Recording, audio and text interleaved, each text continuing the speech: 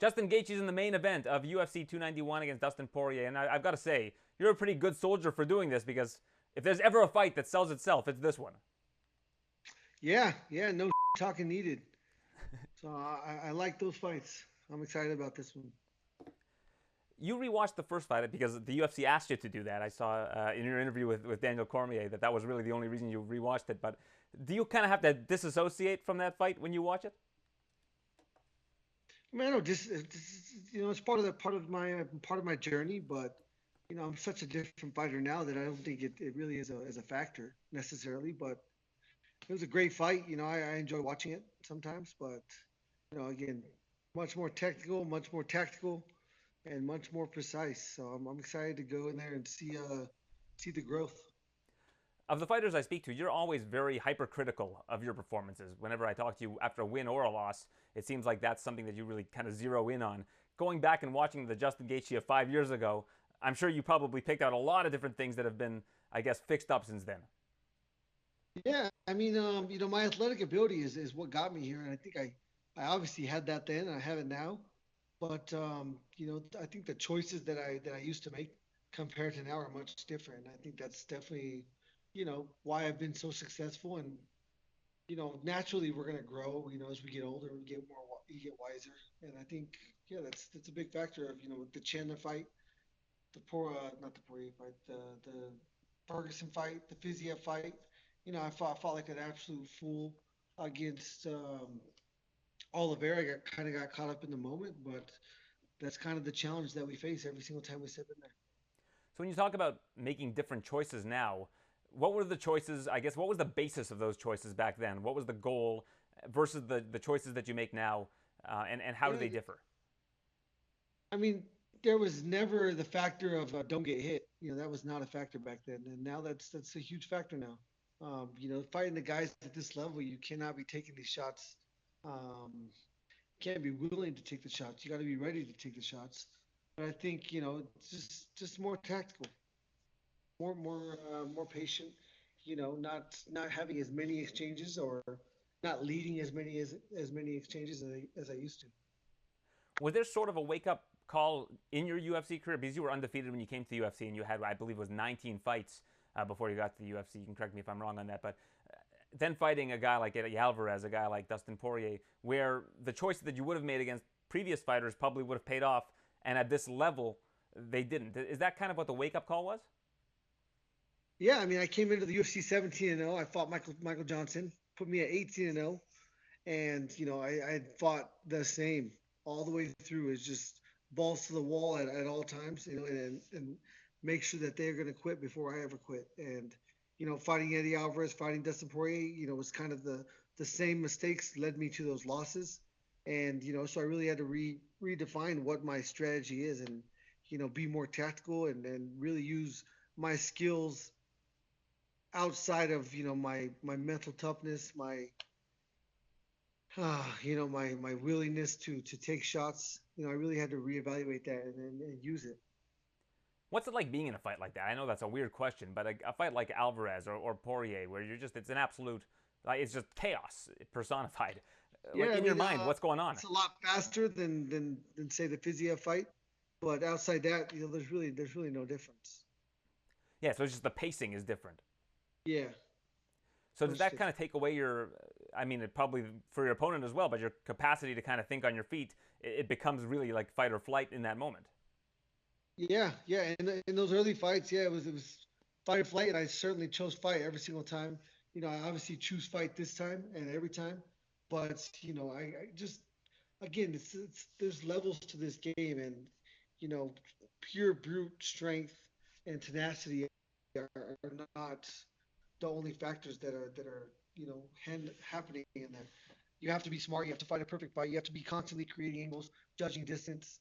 And I think again, those are things I didn't even really take into account back then. I remember speaking with you after the Michael Chandler fight, and you were very pleased with your performance in particular in that fight. If you were to go back to your fights and find one fight where you were like, that's the best I've ever fought, is it that one or is there another one?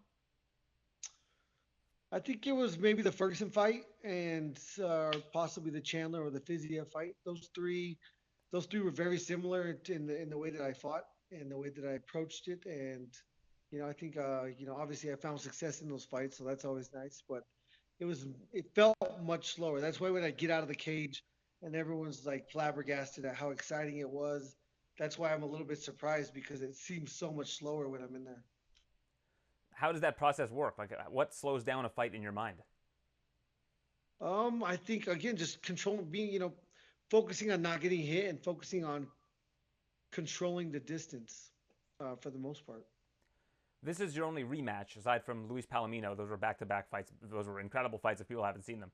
Yeah. In this situation, with it being 5 years removed, is your mentality any different entering a fight like this where you know you've been in there with that opponent before?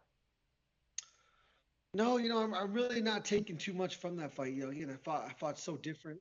If I go in there and fight that same fight again, I think, again, I could find success, but it's going to be much harder, much more taxing on my body.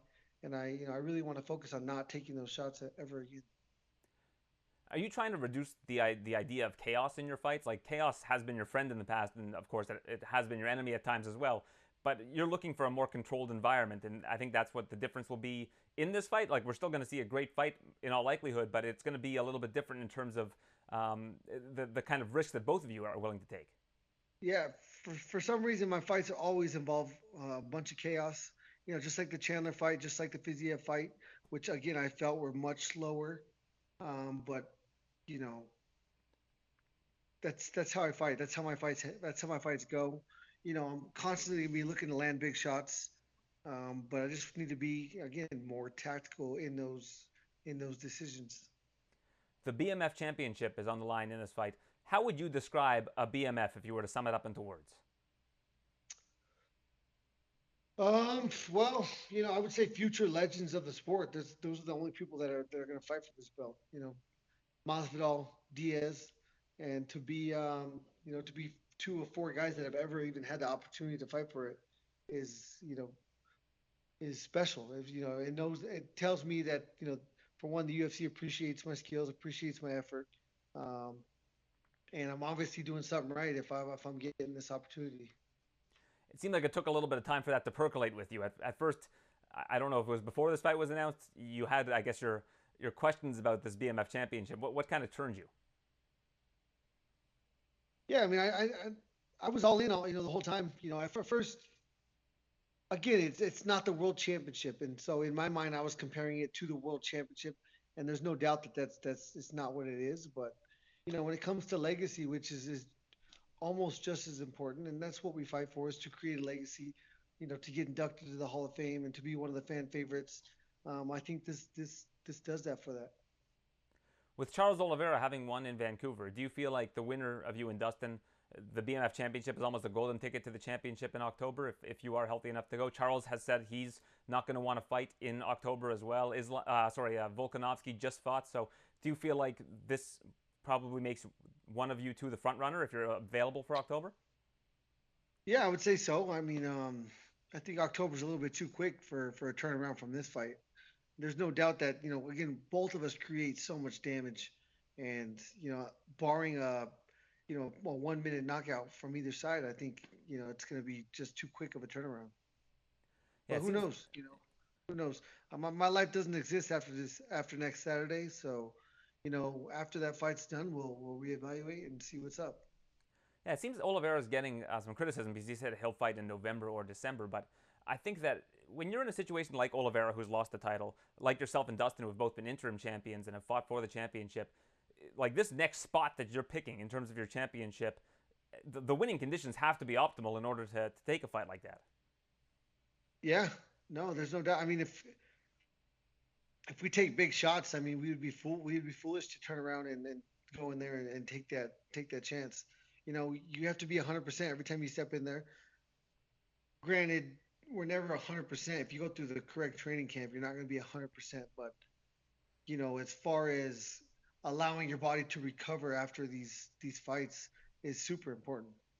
And speaking of your training camp, I watched your YouTube series leading up to this fight, and if anybody wants to see what it's like to be a UFC fighter, I think your channel probably gives people as close of a taste as possible. It's just round the clock preparation, and it's quite an inspiration to see. Cardio is king. It's all cardio. It sucks, but man, you got to get that heart ready.